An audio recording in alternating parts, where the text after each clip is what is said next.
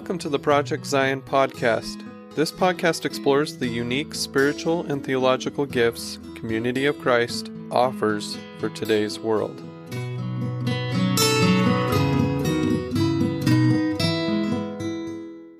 Hello, and welcome to the Project Zion podcast. This is Brittany Mangelson, and I will be your host for today. I am really excited about this episode because we are introducing you to a new series on a topic that has been highly requested for years. This new series is called Climate Brewing. Now, climate change is something that we've touched on PZP before, but we've never done anything like this, a full series dedicated to climate change. So the North American Climate Change Justice Team has been running a climate series that started the summer of 2020. And in November, they added world-class climate scientists and other experts to the conversation. Now, you might be able to tell where we're going with this, but Project Zion podcast is going to be featuring podcast interviews with some of those experts on climate change. So today we're going to be introducing this project with Rod Downing and Susan Oxley. Rod is the chair of the North American Climate Justice Team for Community of Christ, but before that, he has had decades of peace and justice advocacy work. And I want to make note that he received the Human Rights Award by Community of Christ First Presidency in 2007. So what I'm saying is that Rod knows his stuff. And we also have Susan Oxley, who is a team member of the North American Climate Justice Team, and she's also a retired Community of Christ apostle. She served for 10 years as an apostle from 2005 to 2015.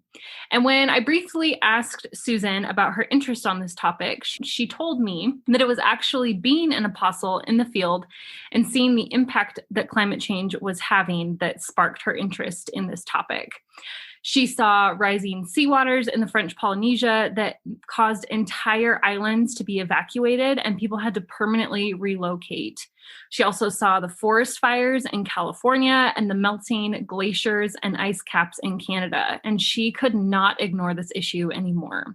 So climate change weighed heavy on her mind. And when she met up with Rod at World Conference in 2019, this new team was formed. So we're going to get into all of that in just a second, but I just want to thank Rod and Susan for being on the podcast today. So let's have you introduce yourselves to our listeners just a little bit more. And Rod, we'll start with you. Sure.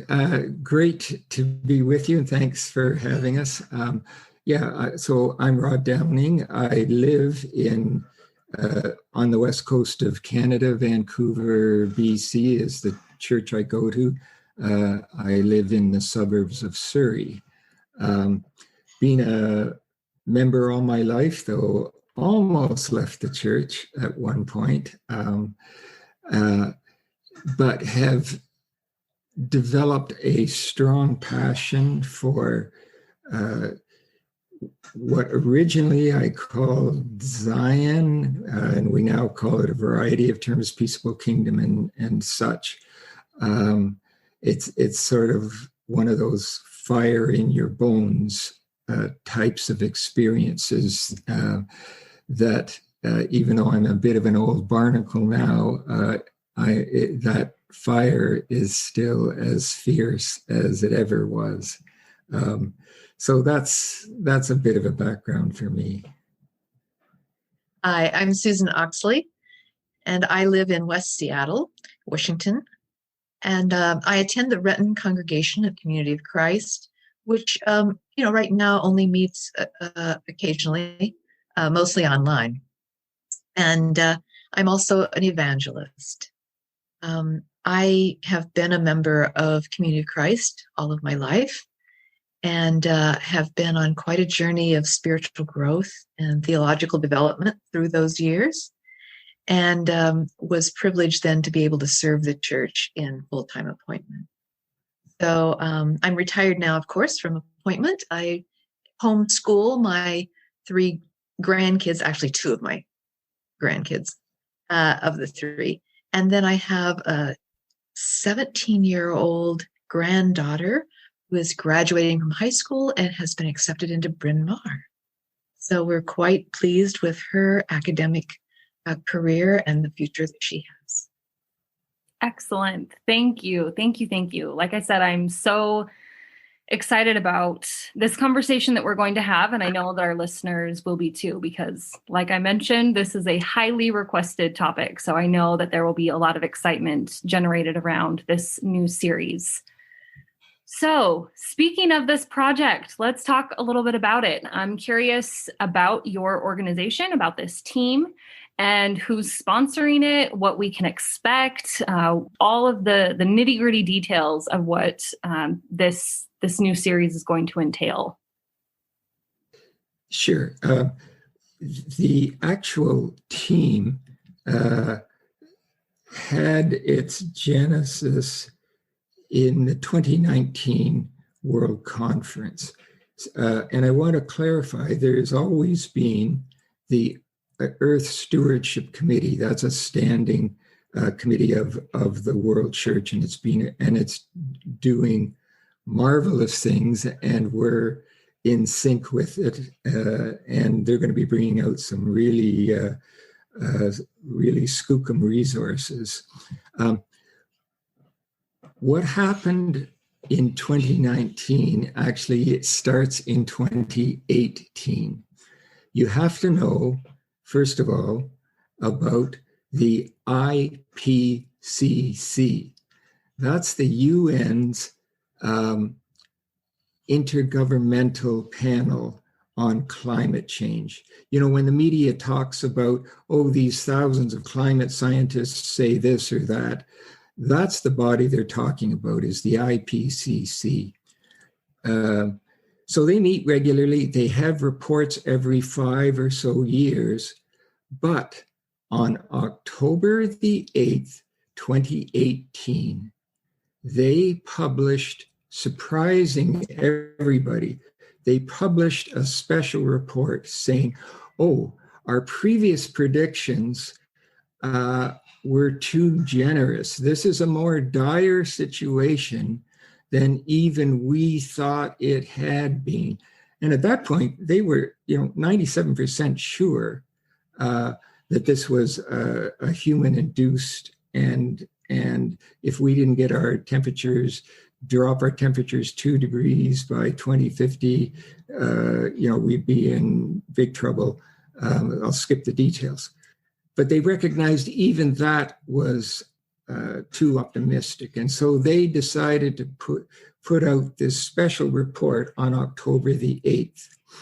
Now, I mentioned that date because if you realize that was about 6 months or so until the 2019 World Conference, there I was sitting with that report saying, oh my gosh, how in the world can we have a world conference that doesn't mention something as critical as this?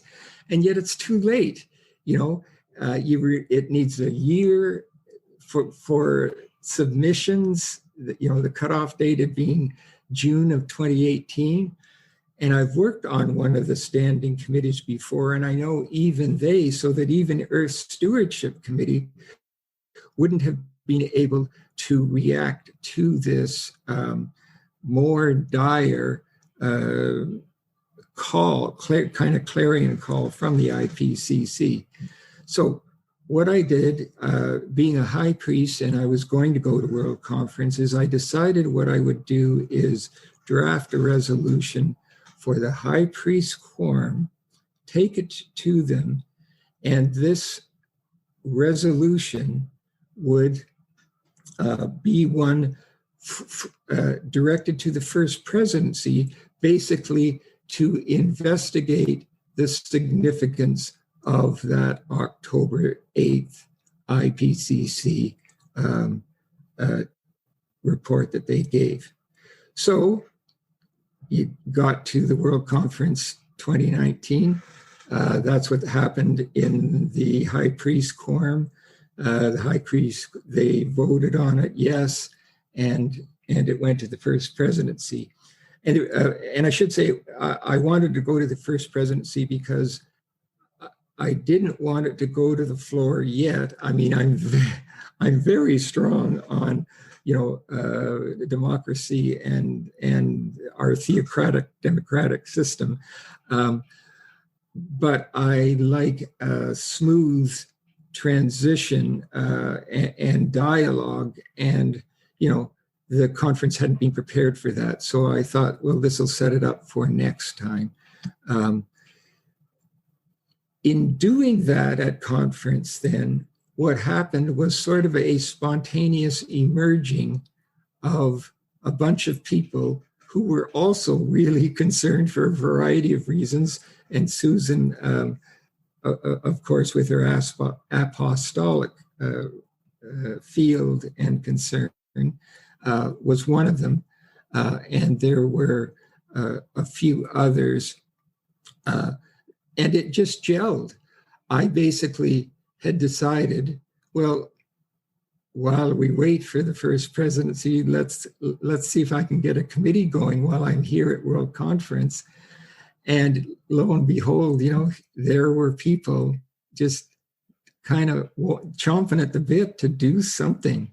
So I contacted Brad Martell, who had been quite involved in environmental and peace and justice issues, sat down with Laurie Gordon, who is spiritual formation, who is someone I would want on such a committee for her expertise.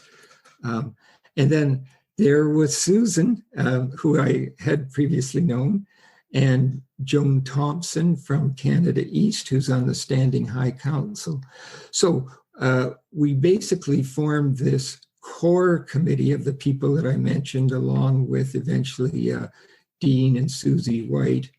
And the other members, it's a broader committee than that, but you can go up to our website that we'll be posting on the Project Zion website to get the full committee. But during the World Conference, it just emerged. Like, I was surprised. I was so pleased. It was just one of the greatest experiences I think I've had. And the main thing that I saw that excited me was everyone was passionate about this subject. And that's maintained itself. And that's why we originally were just going to do a weekend colloquy, and then along, of course, got 2/3 way through, along came the pandemic. We decided to switch to online. So this committee that was just going to be sort of a 6-month gap until, Earth stewardship could sort of take over the reins and things.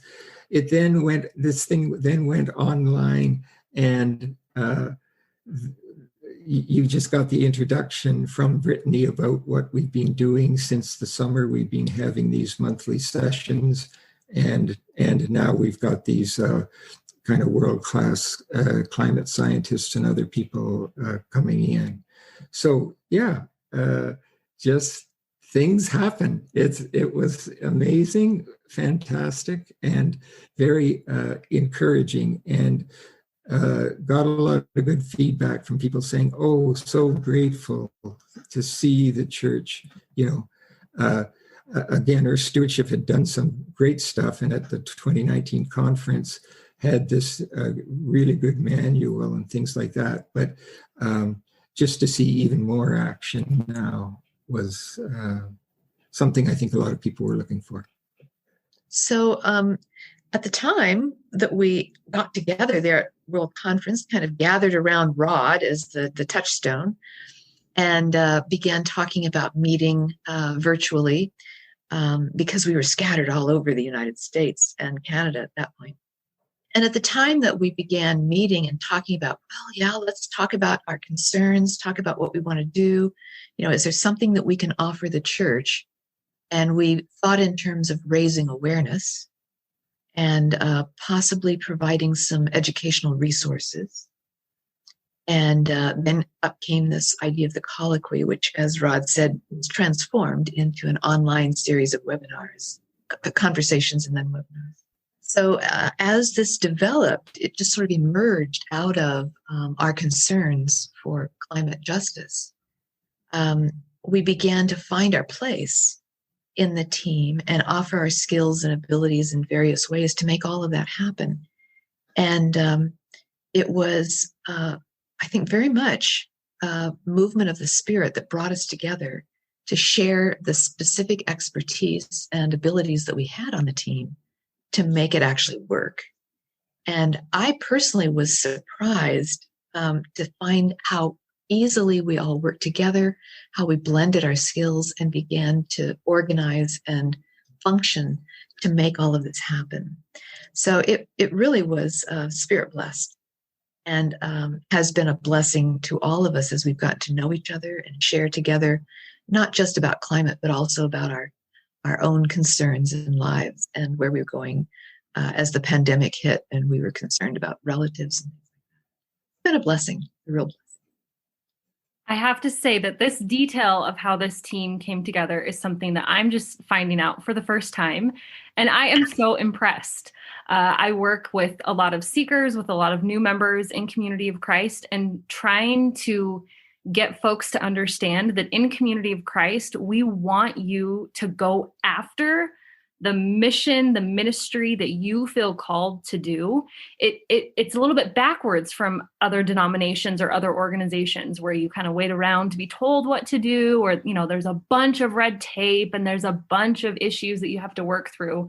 And that's not to say that there's not, there's none of that in Community of Christ, but the fact that you could say, this is something that is weighing heavily on my heart, and we have to start talking about it now. We can't wait until 2022 to start the conversation. We need it now.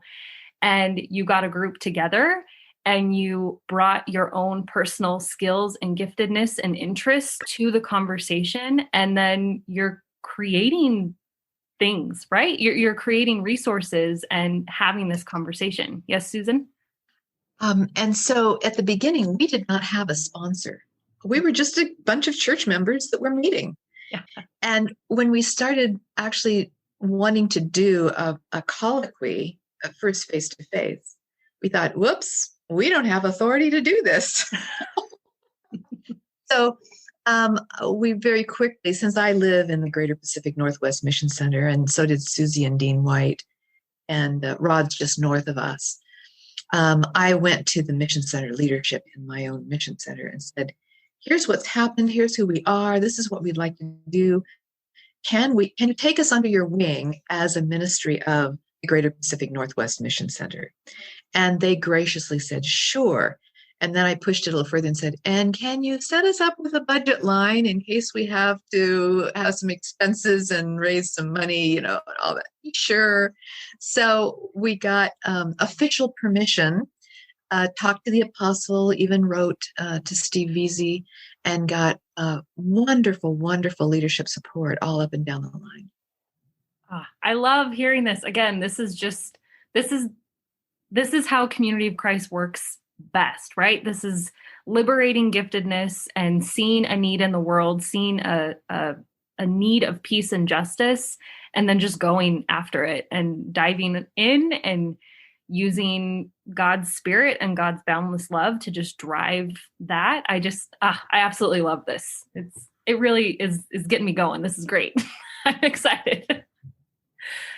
So that's a little background about this group, this community of saints who are trying to make a difference in the world. So let's talk about this specific project. I'm very intrigued by this title of world-class climate change scientists. I'm really curious to know how you've made these connections, how you decided on what topics to explore, just kind of the details of the actual colloquy series that is now going to be on the podcast. Sure. Well, I'll start with that one. I mean, part of it was in terms of content, because I had been involved in that broad category of peace and justice. In my mind, has always meant the environmental issues as integral to all of that. So, that's been 30 or 40 years that I've been working in various capacities, from writing to activist work and things. So I had a pretty good sense of the various topics that at least I wanted to see. And so it's great. I just bring my ideas and to the team, and the team, they just such a gifted group. They augment, it and fill in all, any of the missing pieces or suggest alternatives and things like that. So there was that element of choosing the topics. In terms of finding the people, again, it was a combination of luck and just plain digging. I tend to be the type of person who starts high, reaches as high as possible. And so I very much wanted someone from the IPCC itself. And then I thought, okay, well, I actually, within that, would even prefer someone who's on one of their committees and or who was an author of one of those major reports. Now, the reason for that is because climate change is still a contentious issue with some people, and it's just an overwhelming issue, and it's one that there's just a lot one doesn't know about. So I wanted to start with someone who didn't matter who you were, where you were in the world or whatever, you'd say, whoa, now there is a top expert. I can rely on what this person says. And in some ways, we're simply fortunate in finding out about. It was Dr. Richard Gammon who kicked off that part of the series, and he was part of the IPCC, co-authored the very first report. So he goes all the way back, and he's seen all the dynamics, good and bad, since then. So there was simply this wealth of information. So that was simply a case where someone had either gone to something or saw it on Google. But that's how we've found a lot of our things. Occasionally we have a contact, a personal contact that we can go from there. But the idea was always in my mind that this be the top people in the world that we can find, simply to put at rest any sense that, oh, well, does this person really understand? Oh yeah, these people are all going to be some of the top people. And that just gives, that's just, to me, kind of common sense. You want people to have the assurance, A, and B, to be able to ask just about any question under the world, and they'll be able to answer it. Because we as a committee, we're not the experts. Like I say, I've worked 30, 40 years in this stuff, and oh heavens, don't ask me these questions. Even if I did know, I've probably forgotten 90% of it. And we do have some good science qualified people on the committee. But that was sort of the reasoning behind our selection. We're not entirely finished our selection. There's like 3 or 4 more slots that we haven't nailed down yet. But anyway, we're well on our way to it, and I'm very excited for all of the people that we've selected so far.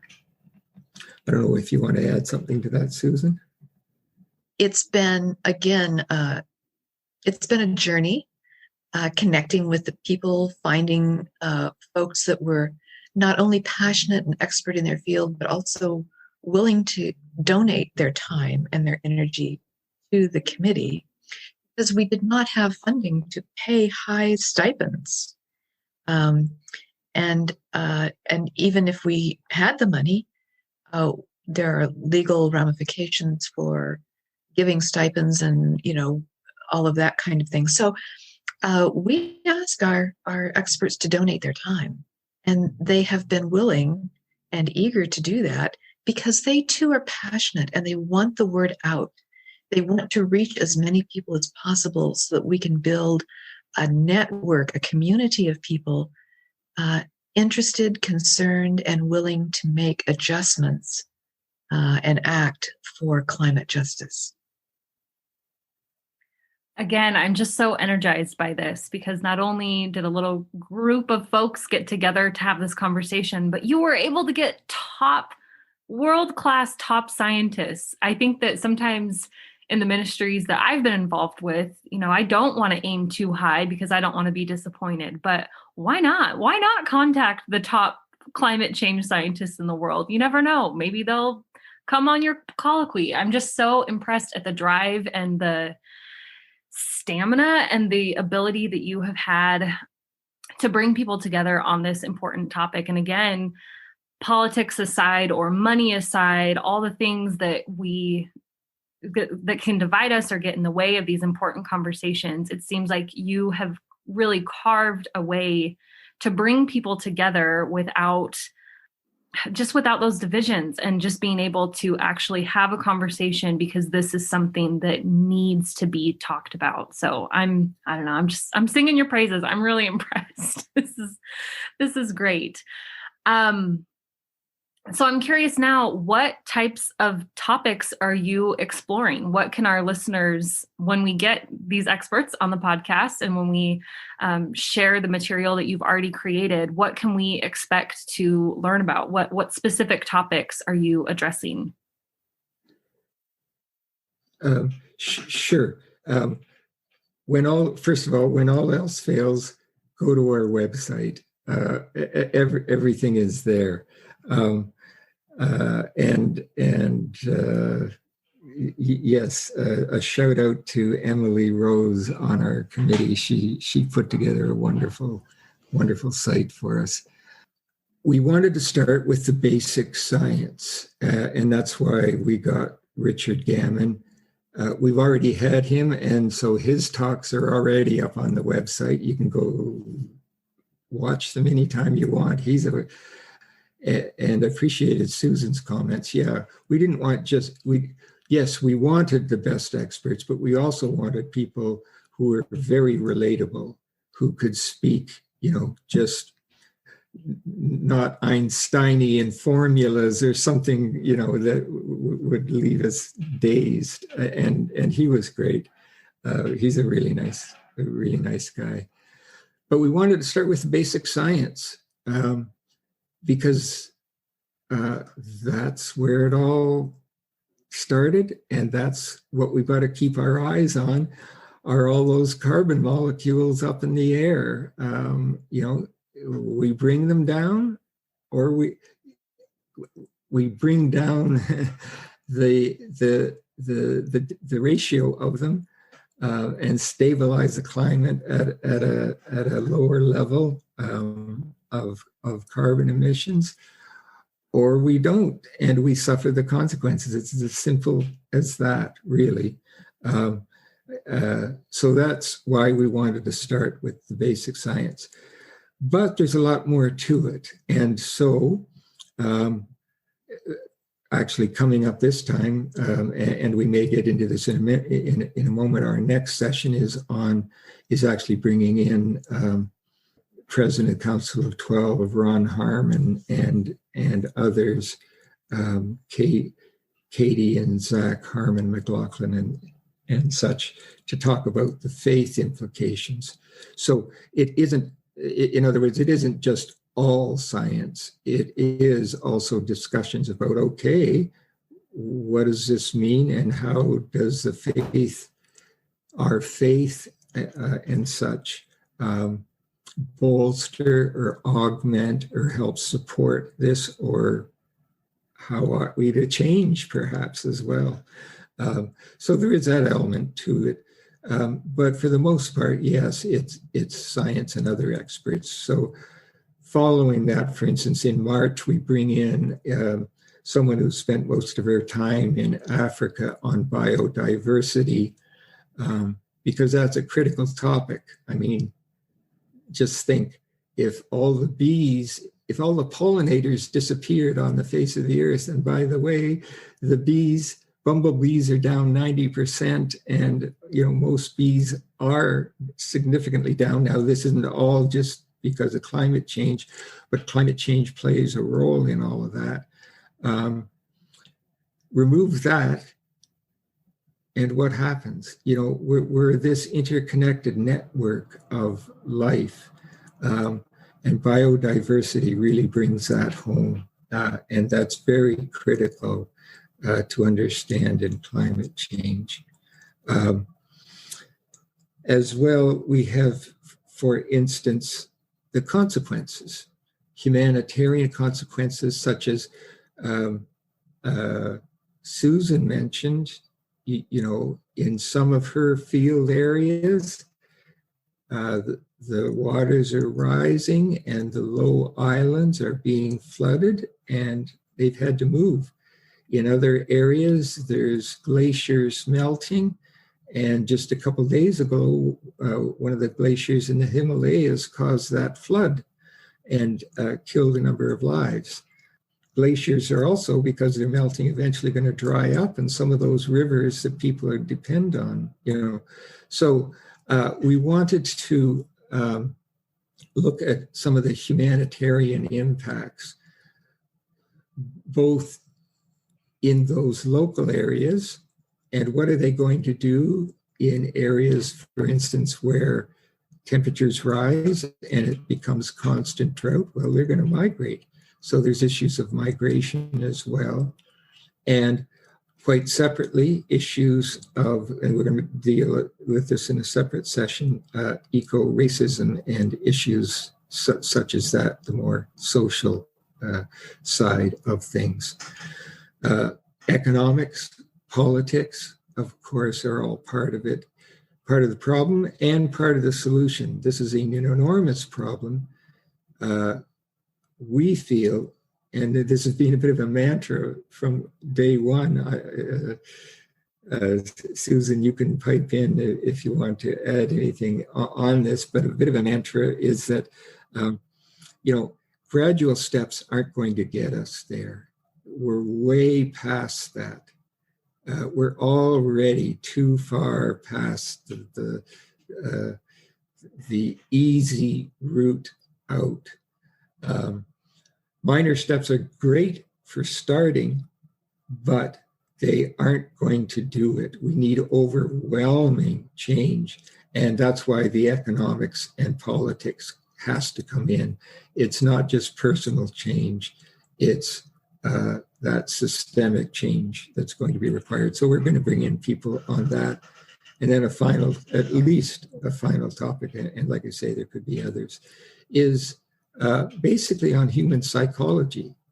I think we've recognized with the rise of populism over the last few years that, we have a harder time talking to each other than we thought on controversial issues.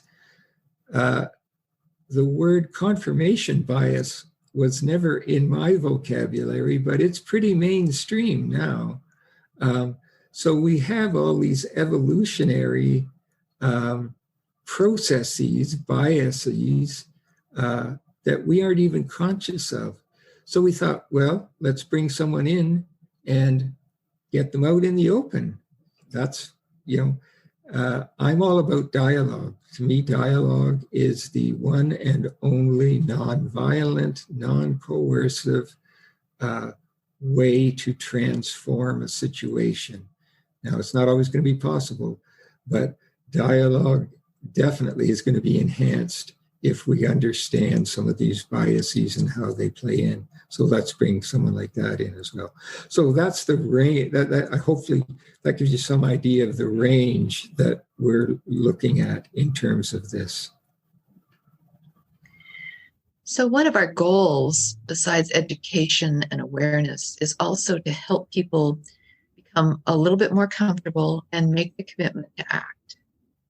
But some people will want to do some gradual, slow changes in their own lifestyle, and that is as much as they can do. Others will be able to jump in and do some advocacy with their municipal governments or beyond.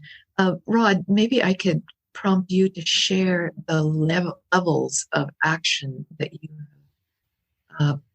told us about and promoted to help the hearers understand that there's different ways of becoming. Sure.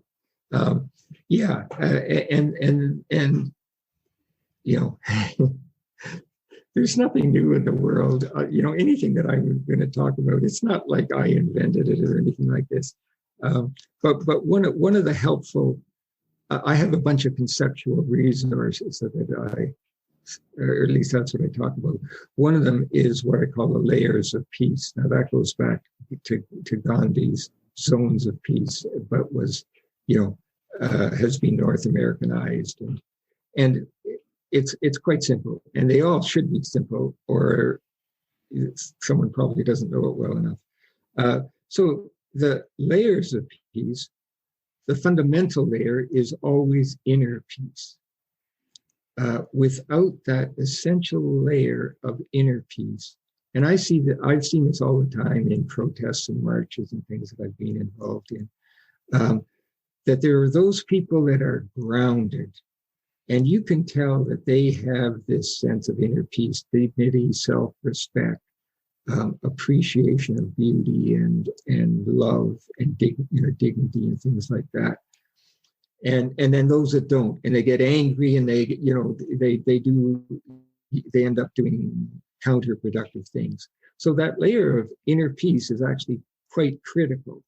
And that, of course, is one of the strengths, or should be one of the strengths of religion, is to help engender that sense of inner peace because of God's Spirit and its nurturing abilities and such.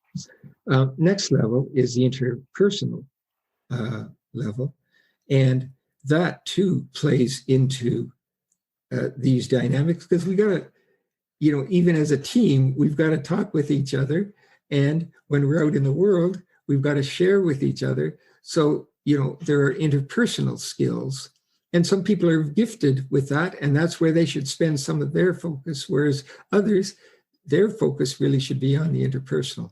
And then there's at the community level, some people are gifted at organizing things and putting stuff on. And then you go up to, in its simplest form, it can be the national level and the global level.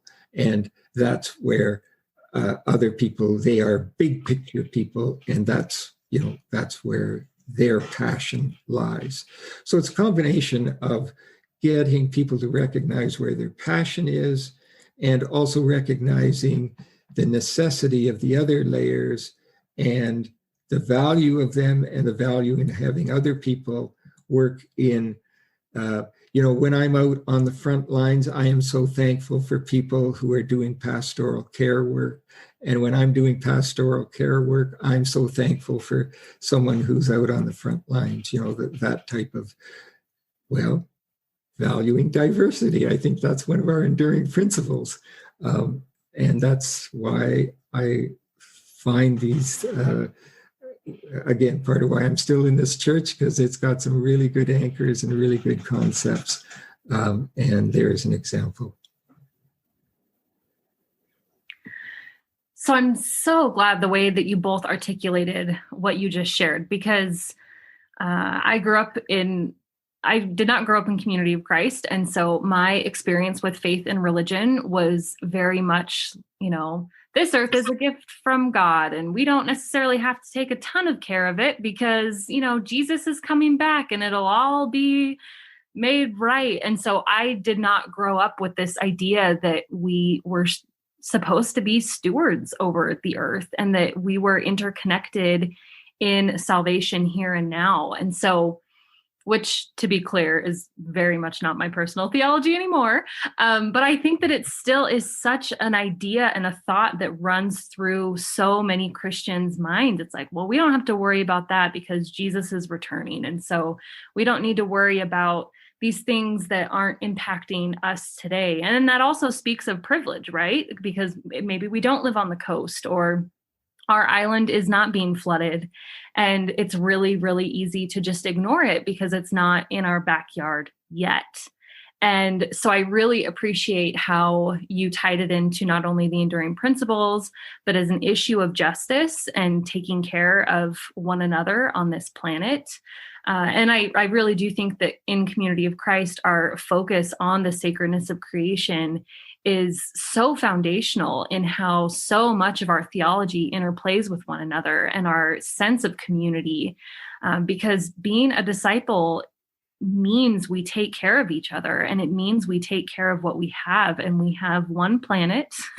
we don't have an unlimited amount of resources, and it has completely shifted how I have seen my everyday life, how I've interacted with my neighbors. This is really deep core theological stuff for me at this point in my life. And so I just really appreciate how you both married the gospel and our understanding of salvation through things like the enduring principles and mission initiatives, et cetera, and married that with climate change. And it really puts some action to our theology. I'm really interested, Rod, in what you said, this idea that, we can take small individual steps. And Susan, you said that a lot of times we feel like that's all we can do and that there's different levels of advocacy. But in reality, if we want to make a difference, there needs to be systemic change. But I wonder if you could just share a little bit more about that, because it doesn't sound like this can be one family caring or one church caring or even one country caring, that we have to rally together as humanity worldwide and actually do something about that. So, and maybe this is, the purpose of this project, but now I'm like, what do we do? How do we do this? How do we create systemic change? Well, and I think we all find ourselves, to some extent, or at least encounter that at some point where it does seem so. Once you started to grasp the scope of this issue, air and water, they know no national boundaries. These are global dynamics that are taking place. So yes, how do you address that aspect of it? And that is where we are, basically, as a world. Yes, we have this UN IPCC that puts out these reports and things, and governments. We have the Paris Climate Change Accord, but it has no teeth to it, and that's where we sit. So, at that global level, well, it is, at the end of the day, remains a something wherein you build the political constituency, wherein your government, within democracies, wherein then your government feels either the pressure or the desire to push for these types of change. And you simply hope that model works. But you don't stop there.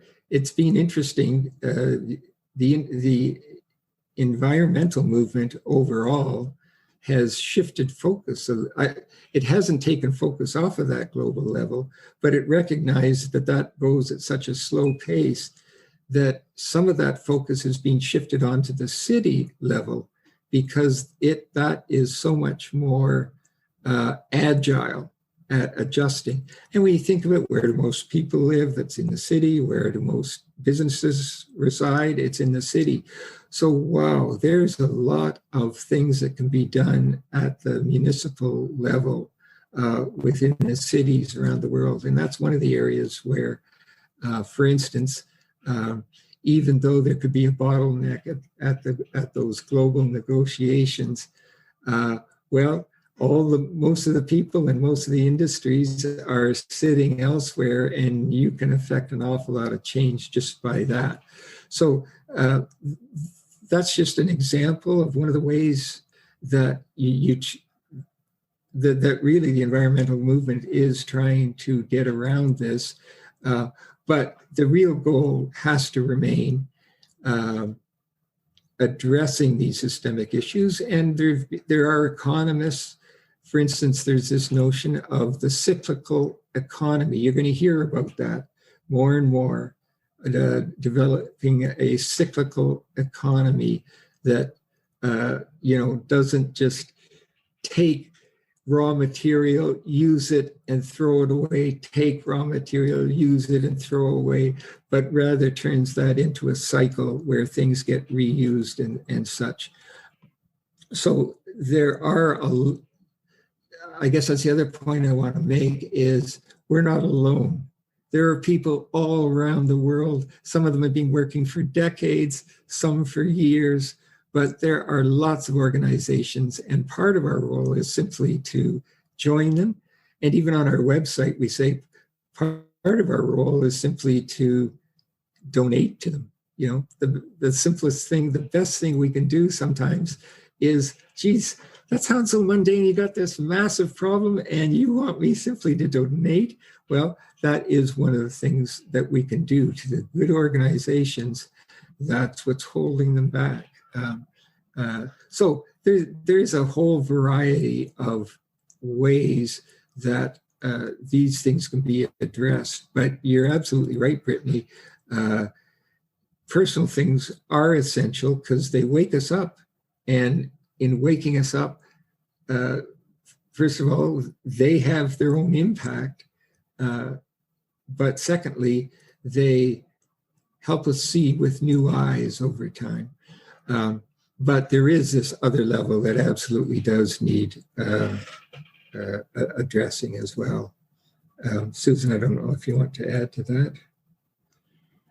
Sometimes the systemic action is as simple as voting for a political candidate that is aware and engaged in climate justice.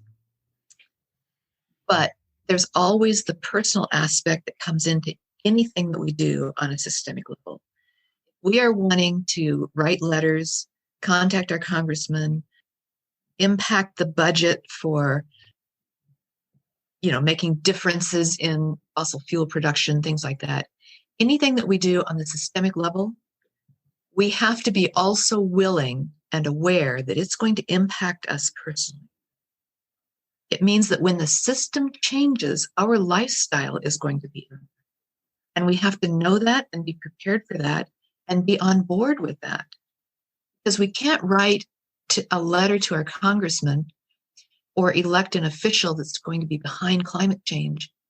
And then when gas prices go up, or we have a new law that says you have to have a hybrid car by such and such a date, we can't then start protesting that, that's not what we want to do. We want to keep on driving our gas guzzler. So they are tied together.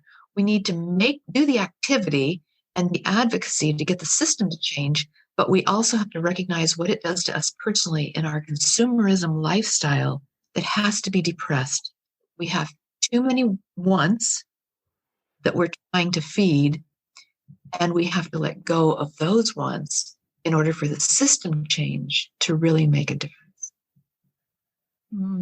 That is such an important point. I know that during the pandemic, I got really interested in the fast fashion industry and just seeing what our overconsumption of clothing is doing to the environment. And again, environment, but also humanity. And realizing that I am part of that. I can point to it and say, well, this is an evil system. And then I look at my closet and I say, ooh, Brittany, you have contributed to this. Look at where you're buying your clothes from. Look at where they're made. Look at how often you buy your clothes. Look at how easily you donate them or toss them out. So if there were laws put in place that would really tighten that industry, I would be impacted. And, I have tried to clean up my consumption habits and things around clothes, and I've been more mindful of it. But yeah, that's an example of what you're talking about, Susan, and that, we can vote, we can try to push for these changes, but then we have to accept that means that our way of living and consuming and forgetting about things might change too. So I really thank you for that. I really appreciate it. So you had shared about your website, and we will be sure to link the website so our listeners can go back and look at the things that, the presentations that you have on there already, and then get an idea of what's coming. But are there any other resources or things that we should be aware of before we dive into this new series? Are there any other things that you would like us to make sure that we link or include, or just anywhere that you can point our listeners to? Well, again, I'd like to mention the Earth Stewardship Committee or team, so that you can actually go on the World Church website, and they already have some resources, quite neat. Some of them are some of the things we talked about in general, they get very specific about in terms of what are some of the personal things that you can be doing right now. Take a look at your congregation. What are some of the things you can look at there? You've got heating systems and your insulation and whatever. So again, people have already got some good material out there. And Earth Stewardship it's not out yet, but they are preparing more congregational resources. So it's more of a keep an eye out for that. So that would be the main thing I'd want to uphold at this point in terms of augmenting things. And Susan? I'd like to also mention that there are sites online where you can go to figure out your own carbon footprint and how your own lifestyle and the things you're doing impact the carbon emissions going into the atmosphere. If you go to the EPA, they have a carbon footprint calculator. Nature Conservancy has a good one. There's a German one that is quite extensive, and it even gets down to, do you brush your teeth with the water still running? I mean, it gets that detailed. The two that I've mentioned previously, EPA and the Environmental Protection Agency and the Nature Conservancy, are simpler, easier to use, and still give you a good, clear snapshot of what you're doing with your daily life impact the environment. So go online, look up carbon footprint calculators, and have fun with it. Just explore, see what you think. Yeah. Oh, that sounds very interesting, but also a little bit scary. Just being faced with your own consumption and your own habits. But again, that's what it's going to take, I think, for people to recognize their own personal impact on this topic, and then also spark them to want to help more systemic change. So thank you. And I'll see if I can find some and link them definitely below under this podcast, because I do think that that's really, really important. So again, I just want to thank you for this conversation. I feel like my interest in this topic has definitely been sparked even a little bit more. And again, I'm like using big arm actions and saying like, oh, I have all these ideas swirling in my head. And I can see how it's really easy to get something going when you find a group of like-minded people who are interested in this topic. And so I'm just, again, really impressed at the trajectory that this little core group of people has been able to propel this conversation, and just the interest that it's had and the connections that you have been able to make on a global scale is just, I'm impressed. So I always like to end these things by just throwing it back to you to say, is there anything else that we missed that we didn't get to talk about that you would like to add? Any final words? Yeah. I'll go first and let Rod end with his wisdom. I just want to make a little bit of a theological statement here. This is my own understanding and my own theology, but I believe this is the world God created, and God called it good. This is the world God loves. This is the world God sent God's Son into to redeem. That's how much God loves this world. And this is the world that God has offered us for life, for breath, for a future. And we are responsible for taking care of this world. I leave the afterlife and the next world in God's hands. The mystery. And I accept that I will participate in that other life in some way that only God knows. But in this world, I live and I have a responsibility. And I want to care for it, and I want to give it to my children and my grandchildren and my great-grandchildren in the best possible shape, so that they too can say at the end of their lives, this is the world God created and God made it. Wow. And to that, I think all I can really say is amen. That's a wonderful summary. I suppose the only thing I can say is just personally, I found that while it can be a little unnerving and you almost want to back away from it, no, just dabble your toe in it gradually. I think you'll find, especially if you can do it with somebody else, your congregation would be a great example, or your family or whatever. You can find it very energizing, and even find a sense of aligning yourself with God's good spirit that Susan just shared about. And, at the end of the day, it's sort of like Sally McFaig said, I want to be found on the side of life and its fulfillment. And this is one of the ways that we desperately need to, can do, and can find it just incredibly rewarding in doing our part. We all have a part, not overwhelming, no guilt, just, uphold life however you're able to. And I'd say amen. Amen as well. I, again, resonate with so much of what you both just shared, and just want to make it crystal clear that that's my theology too, and that what we do in this life matters. And all of these theological conversations and speculations that we have about the afterlife, or this concept of salvation being something far off and we don't have to worry about it now. I don't think that that's what God wants for us. And I don't think that that's what God wants for creation. And so I'm really grateful again that you both were able to connect the the spiritual and the temporal, if you will, and just bring about our understanding that all things are spiritual and that this matters now and it matters to God and it should matter to us. So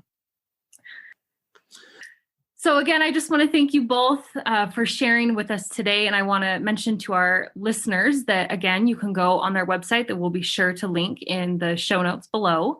But I want to just share that our first official episode of Climate Brewing will come later this month, and we will be talking with Dr. Gammon. So I am really, really thrilled for this series and this partnership and for all the things that we are going to be learning together. So again, thank you so much for being here, and we look forward to learning more. Thank you. Well, thanks for having us. It was a joy speaking with you.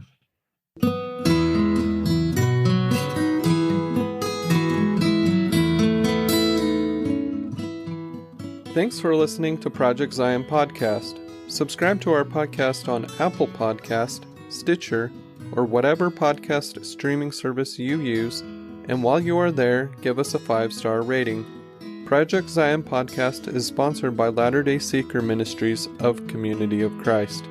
The views and opinions expressed in this episode are of those speaking and do not necessarily reflect the official policy or position of Latter-day Seeker Ministries or Community of Christ.